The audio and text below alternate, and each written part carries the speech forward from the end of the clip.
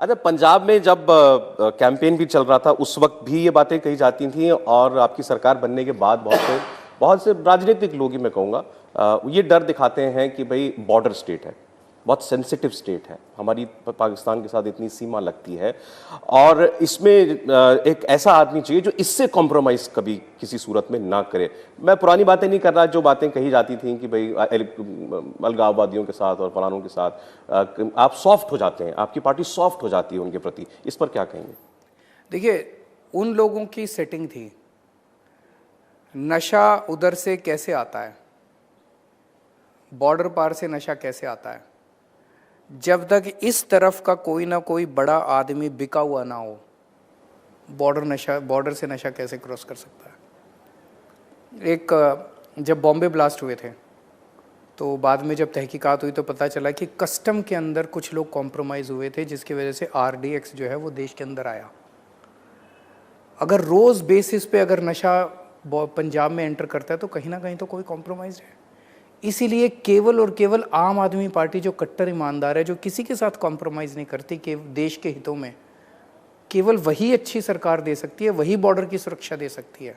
दो सवाल पंजाब पे, फिर मैं आगे और विषयों पे बढ़ता हूँ। एक तो ये बताएं, हमारे यहाँ ये एक प्रॉब्लम देखी गई है हर सरकार में, जो नई सरकार आती है वो अपने कैंपेन में बड़े बड़े आरोप लगाती है कि ये चोर है, ये डकैत है, इसने इतना खा लिया, इसने लूट लिया। सरकार में आने के बाद वो जिसके ऊपर इल्ज़ाम लगता है उसका कुछ नहीं बिगड़ता कभी भी। अब ऐसे ही पंजाब है, पंजाब में जो ये बैठी हुई हमारी राजनीतिक और जो राजनीति के धन्ना लोग थे जिनके ऊपर आपने भी इल्ज़ाम लगाया, इनका कुछ बिगड़ेगा कि नहीं बिगड़ेगा? पहली चीज़, इस बार हमने बिल्कुल पॉजिटिव कैंपेन किया है। वो मेरे को गालियाँ देते थे सारे पार्टी के लोग, रोज सुबह से शाम तक केजरीवाल ये, केजरीवाल वो, भगवंत मान ये, भगवंत मान। हमने किसी को गाली नहीं दी। बट करप्शन है तो आपने माना। एक मिनट, मैं आ रहा हूँ। हमने लोगों को कहा कि हमें वोट दो, हम आपके बच्चों के लिए स्कूल बनाएंगे, आपके लिए अस्पताल बनाएंगे, आपके लिए बिजली, पानी, शिक्षा, इसी की बात की हमने। दूसरी चीज़, हम यहाँ लोगों को विच हंटिंग करने नहीं आए, लेकिन जहाँ जहाँ उनकी गलत चीज़ें मिलेगी उसको बख्शा भी नहीं जाएगा।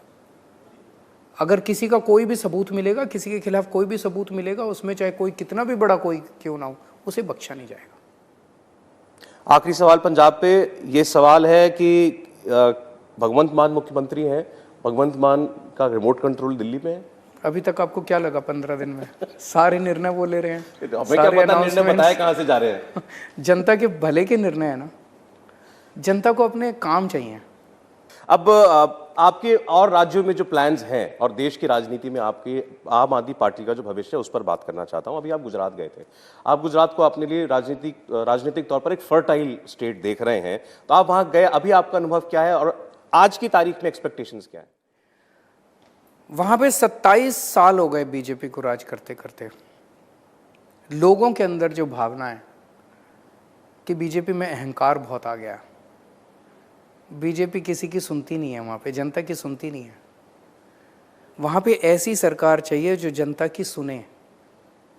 आम आदमी पार्टी ऐसी सरकार देगी जो जनता की सुनती है और जिसमें अहंकार नहीं है। दिक्कत औरों को ये हो जाती है कि एक बार आप कहते हैं एक मौका, फिर दूसरे को मौका नहीं लेने देते, जैसा आपने दिल्ली में किया है। क्योंकि हम अच्छा काम करते हैं। इंडिया टीवी हर वक्त हर जगह डाउनलोड करने के लिए सर्च करें India TV news Google play store या